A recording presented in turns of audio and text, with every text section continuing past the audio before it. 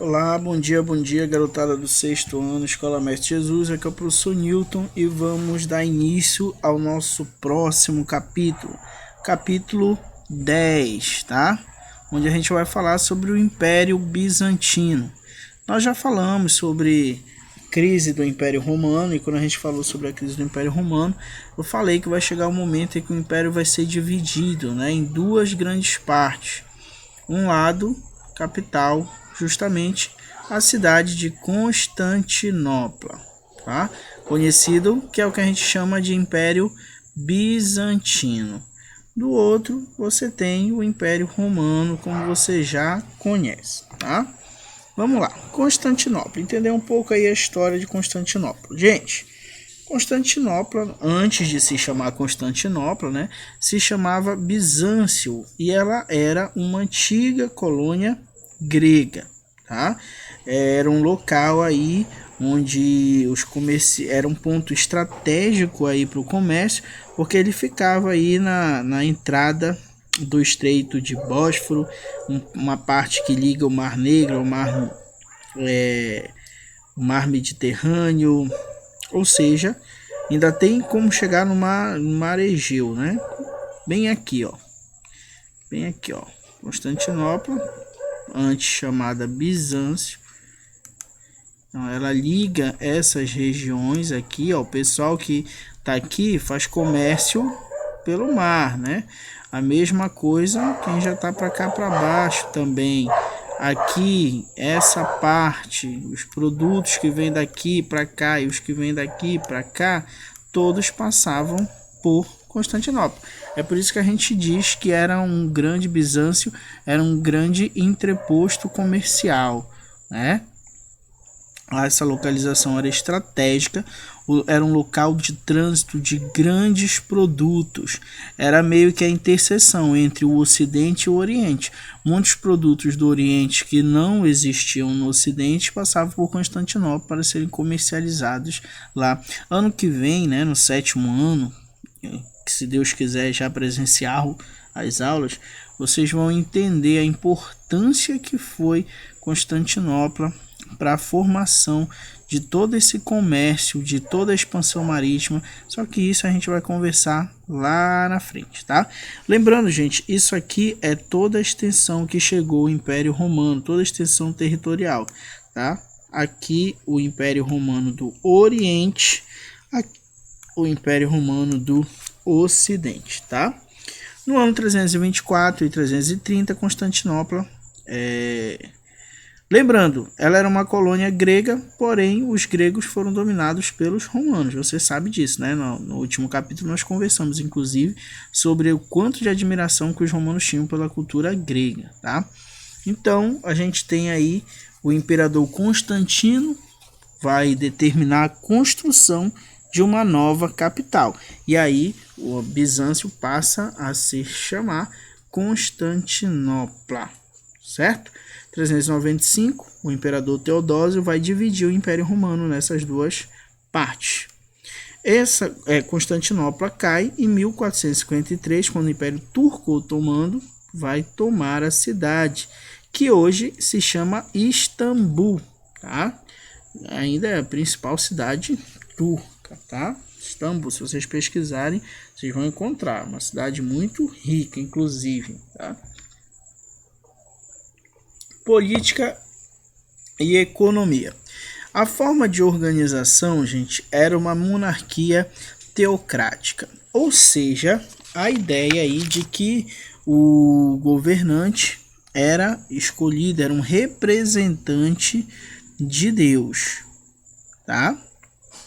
Por isso que a gente chama aí de monarquia teocrática, tá? Teo vem de teocracia, tudo bem?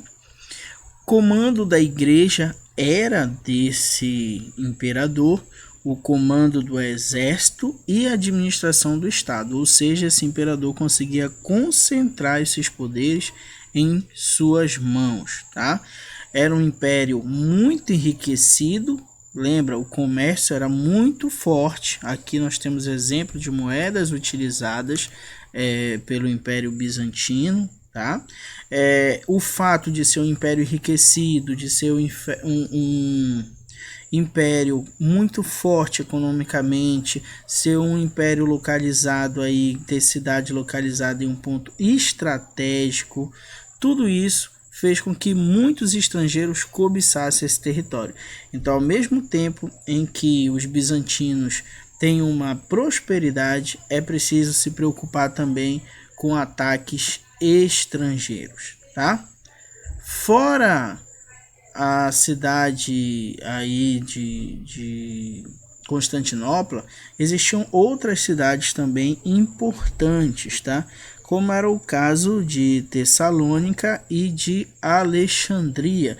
Tessalônica e Constantinopla tinham muitos traços em comum, principalmente porque Tessalônica também pertencia aos gregos, tá? Alexandria já ficava no Egito, era um grande centro de conhecimento, como nós já falamos, tá? Alexandria aqui é aquela mesma cidade criada, fundada por Alexandre o Grande, certo? Os bizantinos, gente, eles se consideravam aí os grandes herdeiros, os grandes e únicos herdeiros dos romanos. Inclusive, eles acreditavam que eles representavam a cultura romana pura, tá? Isso porque eles não teriam aí se misturado com povos germânicos, como aconteceu no fim do Império Romano do Ocidente, quando nós vamos ter as invasões germânicas e esse poderoso intercâmbio cultural. Então, os bizantinos se achavam os únicos herdeiros aí do Império Romano. Tanto é que eles conseguem, depois que o Império Romano do Ocidente cai, eles ainda conseguem fazer campanhas, guerras e conquistar alguns territórios, reconquistar, né, alguns territórios que haviam caído nas mãos de outros povos, certo? Imperador Justiniano.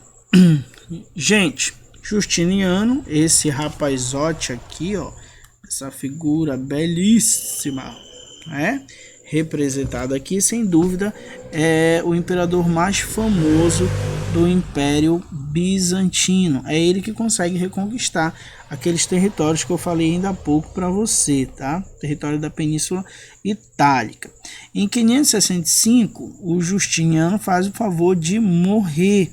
E aí, depois da morte dele, a gente tem várias invasões e tentativas de invasões acontecendo no Império Bizantino.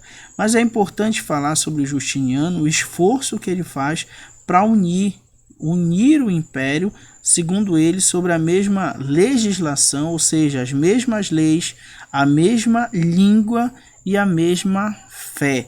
Ou seja, ele queria a unificação cultural e religiosa de todas as localidades que formavam o Império.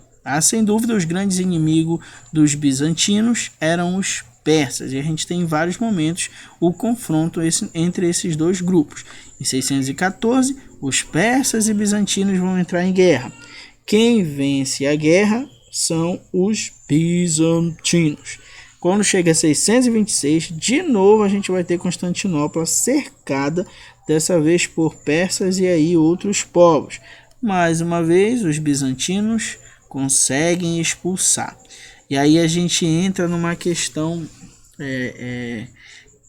de religiosidade, né? Existia um conflito dos bizantinos entre os cristãos, apesar do Justiniano querer unificar em uma única religião, existiam aqueles adeptos do cristianismo e do zoroatrismo.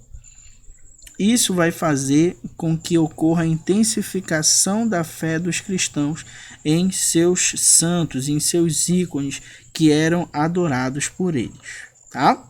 Para vocês hoje, a gente vai ver na próxima aula também a questão dessa religiosidade, era muito forte no Império Bizantino. Fica para vocês hoje exercício da página 21 e 25. Fiquem com Deus e até a próxima.